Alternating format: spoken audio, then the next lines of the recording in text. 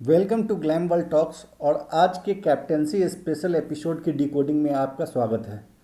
सबसे पहले तो जितने भी मुनव्वर फारूकी के फैंस हैं उन सबको बहुत बहुत बधाई कि मुनव्वर फारूकी इस सीज़न का सबसे पहला कैप्टन बन गया है। आज के एपिसोड में काफ़ी कुछ है जिसको हमें बहुत अच्छे से डिकोड करके समझने की ज़रूरत है, क्योंकि बहुत सारे ऐसे सब्सटेंस थे आज के एपिसोड में।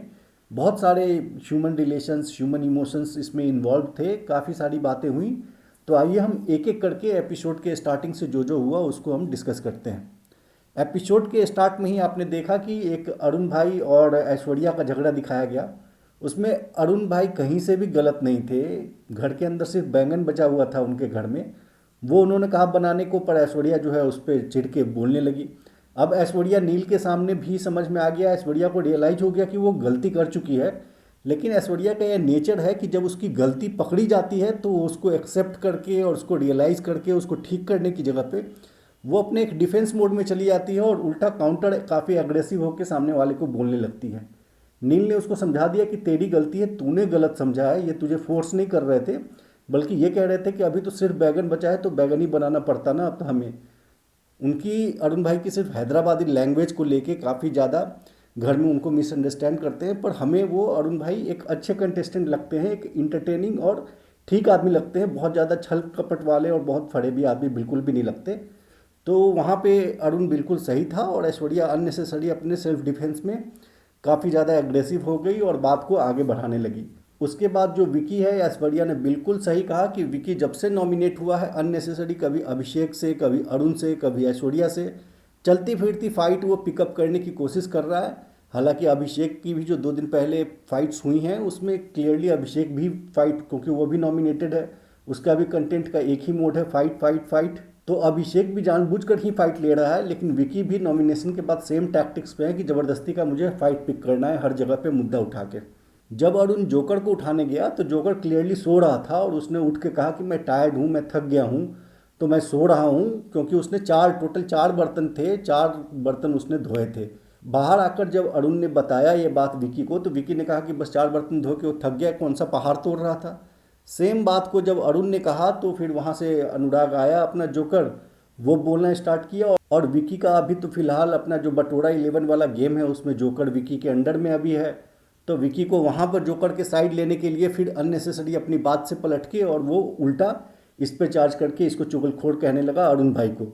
फिर अरुण भाई को जब बोलने लगा तो चूंकि ऑलरेडी ऐश्वर्या को अंदर से तो रियलाइज हो ही गया था कि उसकी गलती है, प्लस ऐश्वर्या ने ये देखा कि विकी जो है उसके बात को पिक करके अरुण भाई पे चढ़ रहा है, तो ऐश्वर्या ने भी वहाँ विकी की बहुत सही बजाई, बहुत अच्छी बजाई।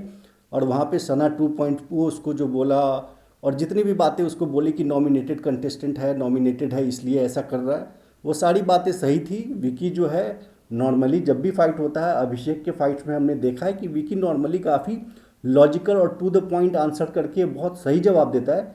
लेकिन चूंकि वो पिक्टअप फाइट था, कोई जेन्यून और ऑर्गेनिक फाइट नहीं था, तो विकी हर जगह पे पॉइंट हारता हुआ आज पहली बार हमें दिखा। नील के पास भी जब नील ने उसको पकड़ा तब वहाँ पे भी नील के पास भी वो पॉइंट हारता हुआ दिखा। फिर उसी तरह ऐश्वर्या के सामने भी वो पॉइंट हारता हुआ दिखा, अरुण के सामने भी।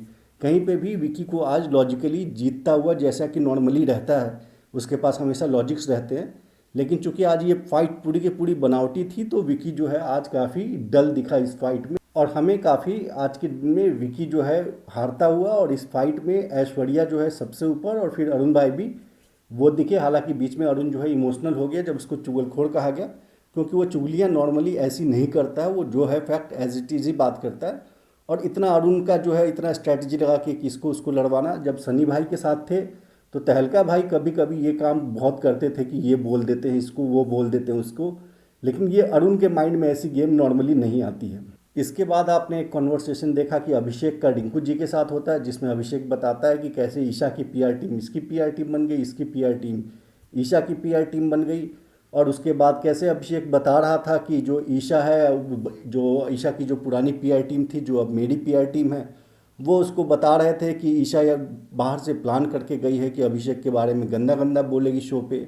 और उसके बाद ये सारी बात बोलने के बाद अभिषेक रिंकू जी को कहता है कि प्लीज़ ये बात आप किसी को मत बताइएगा।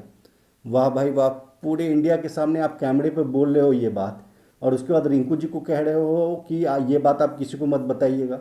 अब इसमें बताने वाली और बात है क्या और किसको रिंकू जी बताएंगी? एक्चुअल में अभिषेक ये बात सारी की सारी कैमरा के थ्रू हम तक पहुंचाना चाहता था, वो उसने पहुंचा दिया और उसके बाद अपना पल्ला झाड़ने की कोशिश कर रहा था। अब बात करते हैं हम मुनावर और मनारा के बीच में कन्वर्सेशन की। ये चीज़ जो है पॉइंट मुनावर और मनारा का जो इशू है, ये एक इम्पॉर्टेंट इशू है और इसको बहुत अच्छे से डिकोड करके आपको समझने की ज़रूरत है। मुनावर और मनारा का पूरा इशू समझने के लिए आपको सबसे पहले ये समझने की ज़रूरत है कि बिग बॉस का जो हाउस होता है वो मेकर्स के द्वारा हाईली मैनिपुलेटेड इन्वायरमेंट होता है। हाईली मैनिपुलेटेड इन्वायरमेंट कहने से क्या मतलब है? इसका मतलब ये है कि घर के अंदर कंटेस्टेंट किसके बारे में क्या सोचेंगे।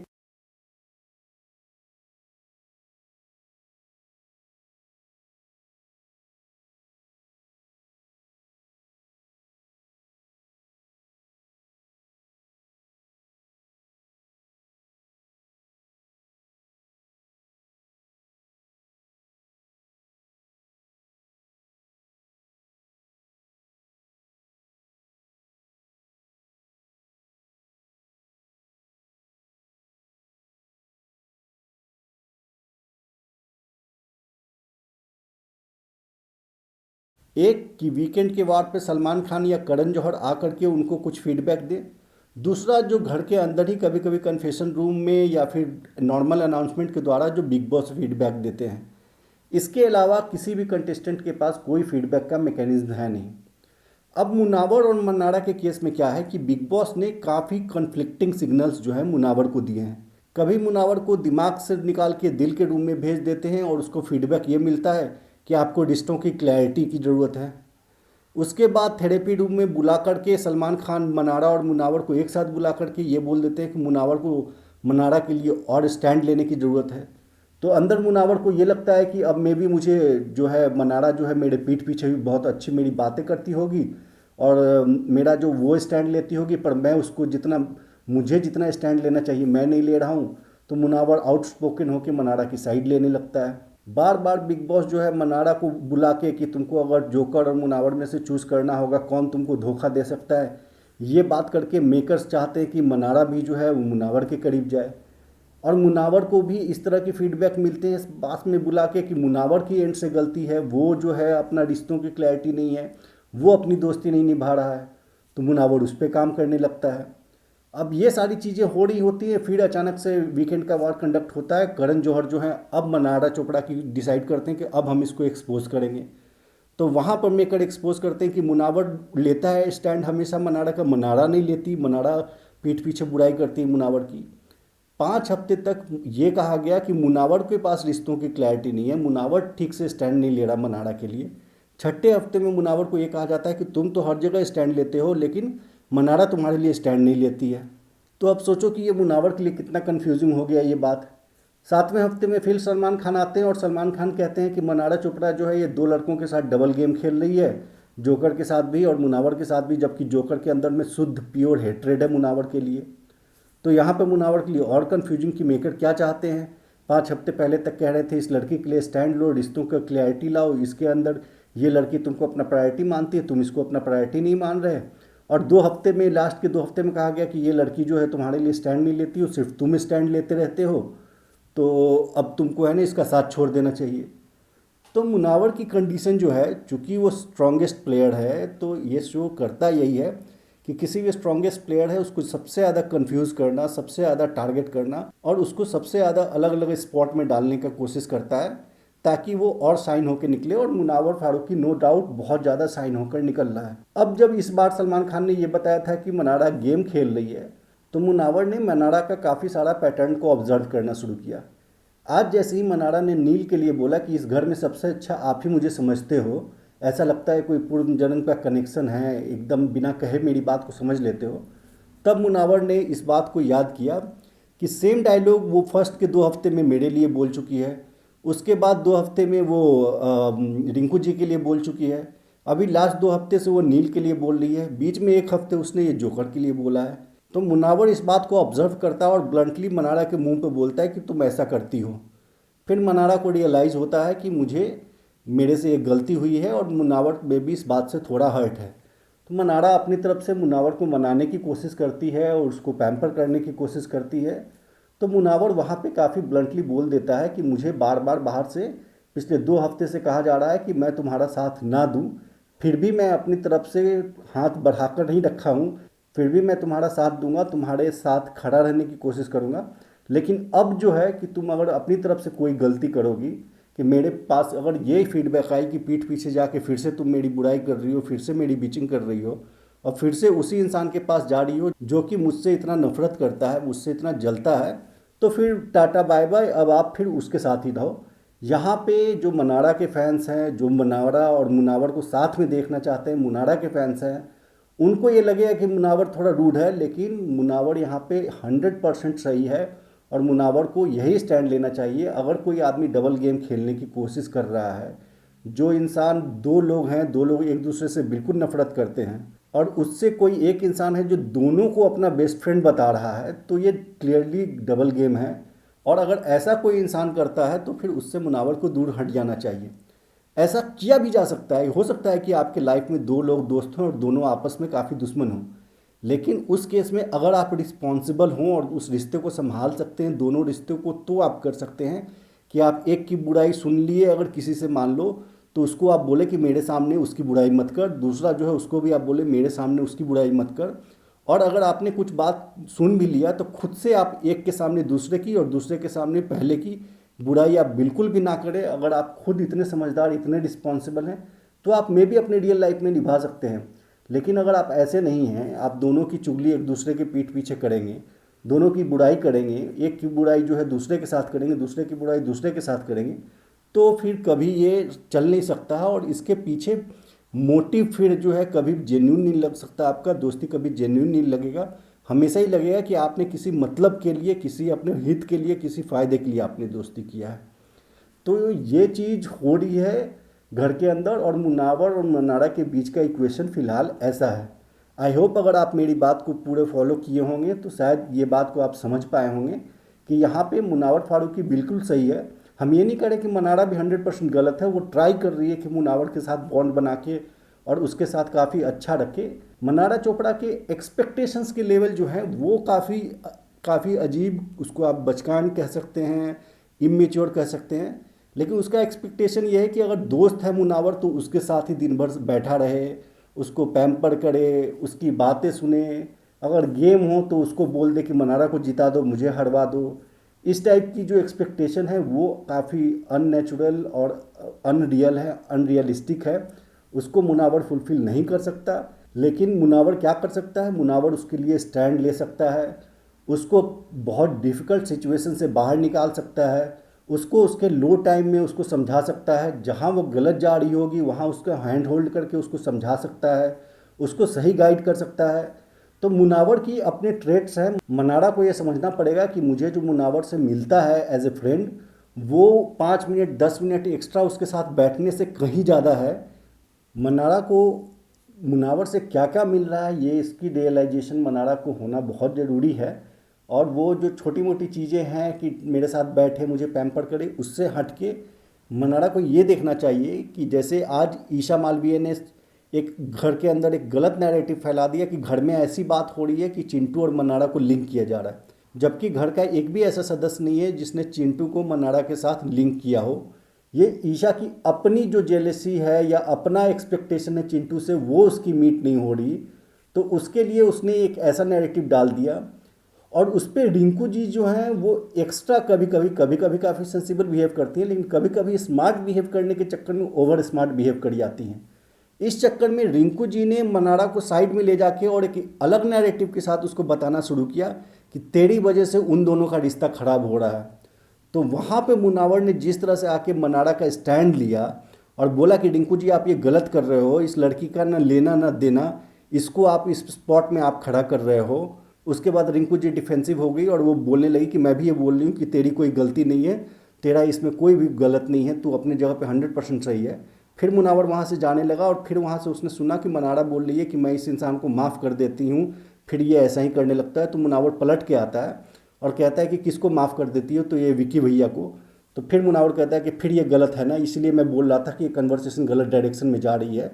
क्योंकि ना विकी ने ना अंकिता ने किसी ने ऐसा नहीं तेरे पे उंगली उठाया है कि तेरा या किसी के साथ समर्थ के साथ कोई एंगल है। ये बात उन लोगों ने भी बोला कि तू ओवर थिंक कर रही है, एकदम बकवास बात है, ईशा को उन लोगों ने भी मुंह पे बोला। तो इसीलिए मैं कह रहा था कि इस तरह की कन्वर्सेशन जो है ऐसे गलत डायरेक्शन में जा रही है, गलत डायरेक्शन में चली जाती है। तो मुनावर ने वहाँ पर जो मनारा के लिए स्टैंड लिया, ये चीज़ मनारा को देखना पड़ेगा कि मुनावर ने कितना बड़ा स्टैंड लिया और कैसे उसको एक स्पॉट में आने से बचाया वहाँ पे। लेकिन अगर इसी चीज़ को मनारा जो है ऐसे सोचने लगेगी कि ये मेरे लिए नहीं, ये विकी भैया के नाम सुन के विकी भैया को क्लियर करने के लिए आया, तो फिर वो गलत जाएगी। लेकिन उसको समझ में आएगा कि कैसे उसने रिंकू जी को बोला कि इस लड़की का न लेना न देना, इसको आप एक स्पॉट में खड़ा कर रहे हो और इसको कुछ भी बोलने की ज़रूरत नहीं थी, इसकी कोई गलती नहीं है। अगर ये बात मनारा समझेगी कि कैसे मुनावर उसके लिए बिना कहे बिना जताए हुए कितना स्टैंड लेता है, कितना उसको क्लियर करता है, तो फिर इनकी दोस्ती चलेगी। लेकिन वो अगर ऐसे ही करती रही जैसे कि उसने अभी टास्क हारी और टास्क हारने के बाद विकी जी को कह रही है कि जैसे मैंने बोला कि मुनावर जीत गया है तो मुझे फ़र्क नहीं पड़ता, जीत गया है तो जीत गया, वैसे ही मुनावर भी तो बोल सकता था मेरे लिए। अगर इस तरह की पीठ पीछे बातें करेगी तो ये रिश्ता नहीं चलेगा। फिर से वो चली जाएगी जोकर के साथ और उसके साथ बैठ के मुनावर की बुराई करेगी, तो ये रिश्ता नहीं चलेगा। अगर ये दोस्ती को चलाना है तो मनारा को समझना पड़ेगा। आपको अगर अच्छे से कुछ चीज़ नहीं समझ में आ रहा तो आप पकड़ो हाथ मुनावर का और उसको बोलो कि मेरे साथ बैठ के 1 घंटे बात करो, मुझे समझाओ, मेरे माइंड में ये डाउट्स हैं। उसको जो भी है अपने डाउट क्लियर करके और उसके बाद ये दोस्ती अगर निभानी है तो निभेगी। अगर मनारा ये सोचेगी कि नहीं बस मैं पीठ पीछे कुछ भी उसके बारे में कमेंट करके चली जाऊंगी, तो मुनावर फारूकी जो है सुन के लेने वालों में से किसी का भी नहीं है। टेंट्रम वो किसी का भी नहीं सहेगा, वो आराम से कट जाएगा, उसको किसी की ज़रूरत नहीं है। उस घर में वो अकेला रह सकता है अगले 100 दिन तक। और तो मनारा का भी उसके लिए ऐसा नहीं है कि वो उसके पीछे पड़ा रहेगा, वो आराम से उसको छोड़ के उससे कट आउट हो जाएगा वो। तो मनारा चोपड़ा को ये समझना पड़ेगा, अगर उसको गेम में आगे जाना है, गेम में अच्छा खेलना है, तो उसको थोड़ी सी अपने अंदर क्लैरिटी लाने की ज़रूरत है। बिग बॉस को ये बात मनारा को हमेशा से समझानी चाहिए थी कि रिश्तों की क्लैरिटी की आपको ज़रूरत है, मुनावर को बिल्कुल भी कोई क्लैरिटी की ज़रूरत नहीं, मुनावर का बहुत क्लियर ही है हमेशा से। आइए अब फाइनली हम आज के कैप्टेंसी टास्क के बारे में बात कर लेते हैं। कैप्टेंसी टास्क कैसे हुआ और किस राउंड में किसने किसको निकाला, ये सारी अपडेट हमने ट्विटर पे पहले ही काफ़ी डाल दिया था। लेकिन आज के एपिसोड देख के हमें फिर से आज क्लियर हो गया कि Munawar Faruqui the OP mastermind कितना ज़बरदस्त मास्टरमाइंड प्लेयर है कि उसने राउंड 1 से उसके दिमाग में, सबसे पहला जब राउंड हुआ 4 लोग भाग के गए, 5 लोग, इनफैक्ट मनारा भी गई थी, मनारा भी ऑलमोस्ट इक्वल ही पहुंची थी पर वो गिर गई थी। लेकिन ये 4 लोगों में जैसे ही मुनावर भी पहुंचा और लोग जब आपस में वोट करने लगे, तब वहाँ पे सबसे पहला चीज़ मुनावर को क्लिक हुआ कि अगर मैं फर्स्ट राउंड में किसी को निकाल देता हूँ तो वो आदमी मुझे वापस निकाल सकता है। तो मुनावर ने खुद बैकआउट हो गया कि रहने दो, मैं नहीं जा रहा। और वहाँ पे जैसे ही नील ने विकी ने जैसे ही ऐश्वर्या को किया, वैसे ही ऑलमोस्ट सर्टेन था कि ऐश्वर्या जो है वो अंकिता को ही करेगी। अब ऐश्वर्या जो है वो बैकआउट कहीं ना कर जाए, तो मुनावर ने अपना मास्टरमाइंड वाला स्ट्रोक खेला और एक लाइन बस बोल दिया कि पति के पापों से डरती औरत, ऐसा करके बोल के ऐश्वर्या के दिमाग में फीड कर दिया। ऐश्वर्या का श्योर हो गया कि वो अंकिता को निकाल ही रही है। फिर उसके बाद जो नेक्स्ट राउंड होता है उसमें ऐश्वर्या जाके ऑब्वियसली अंकिता को उड़ा देती है, रिंकू जी जो हैं खानजादी को उड़ा देती है, और जो हमारी मनारा है वो जाके ईशा को उड़ा देती है। अब ईशा को उड़ा के एक बड़ा चांस ले लिया था मनारा ने कि ईशा भी उसको उड़ा सकती थी, लेकिन थैंकफुली ईशा के पास जो है एक बड़ा नाम अभिषेक था, जिसको कि उसको उड़ाना ही था एक स्टेटमेंट देने के लिए कि अब उसका अभिषेक के साथ कुछ है नहीं। और वीकेंड के बार पे जिस तरह से सलमान खान ने बताया था कि इतना कुछ तुम्हें सुनाया गया, इतना कुछ गाली और इतना तुम्हारा पर्सनल चीज़ें निकाला गया है, तो वहाँ पे ईशा को पर्सनली अपना दिखाना ही था एक स्टैंड, तो वो अभिषेक को उड़ाने ही वाली थी। तो थर्ड राउंड में ईशा जो है अभिषेक को उड़ा देती है, अरुण जो है अपना जोकर को उड़ा देता है। वहाँ पे अरुण बहुत ज़बरदस्त लाइन भी मारता है, कुछ सरसों का साग सरसों का तेल अनुराग समथिंग करके, वो भी बहुत ज़बरदस्त था। उसके बाद जो हमारा औड़ा है, औड़ा साहब भाई साहब जो है वो रिंकू को उड़ा देते हैं। फोर्थ राउंड में फिर जो है मुनावर फोर्थ राउंड में भी जाना नहीं चाहता था, लेकिन फिर फोर्थ राउंड में मुनावर, अंकिता और जोकर गए। बीच में ये दिखाया नहीं गया, लेकिन मुनावर ने जोकर को भी समझा दिया था कि भाई आज तू मेरा नाम मत दे, मैं तेरा नहीं दूंगा, और जोकर भी वहाँ पे मान गया था। और चूंकि मुनावर को पता था कि जोकर ही मेरा नाम ले सकता है, तो उससे पहले जोकर, मेरे जाने से पहले जोकर आउट होना चाहिए, ताकि जो जोकर को आउट करेगा, जोकर के अंदर में फिर एक रिवेंज की भावना आएगी और वो उसको आउट करेगा। और वैसा ही हुआ, थर्ड राउंड में मुनावर नहीं गया, वहाँ पे अरुण भाई गए, और अरुण ने जितना इंसल्ट करके जोकर को उड़ाया, तो जोकर को टिट फॉर टैट रिवेंज लेना था। फोर्थ राउंड में जोकर ने अरुण को उड़ाया बैंगन में मिलाते हुए, बोलते हुए।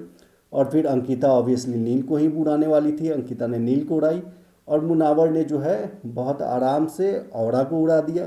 फाइनली लास्ट राउंड में चिंटू बचता है, चिंटू आता है और उसने फिर क्लियरली बोलते हुए कि मनारा और मुनावर में डिज़र्विंग सबसे ज़्यादा मुनावर है, तो वो मुनावर को आराम से कैप्टन बना देता है, और मुनावर फाइनली घर का पहला कैप्टन बन जाता है। तो इस तरह से मुनावर घर का पहला कैप्टन बन गया। और उसके बाद जो उसने कॉमेडी जो फन किया वो बहुत देखने में शानदार था। ऐश्वर्या भी जो पूरे टास्क के दौरान में जो इस तरह से वो विक्की से, अंकिता से फाइट कर रही थी, वो बहुत ही अच्छा था। ऐश्वर्या एकदम फायर थी उस समय। अंकिता लोखंडे हर बार की तरह एक शावर लूजर की तरह, जब भी वो नॉमिनेट होती है या पावर से हटती है, वो चीखना चिल्लाना और वो करना शुरू कर देती है। तो अंकिता का तो वैसे ही रोना धोना और काफ़ी एक शावर लूजर की तरह दिखाई दी। उसके अलावा आज के एपिसोड में और क्या था, बाकी सारी चीज़ों को ऑलमोस्ट हमने बात कर लिया। बीच में एक बहुत मस्त फन कन्वर्सेशन था, एक लड़कियों के बारे में, गर्लफ्रेंड्स के बारे में, मुनावर और चिंटू के बीच में।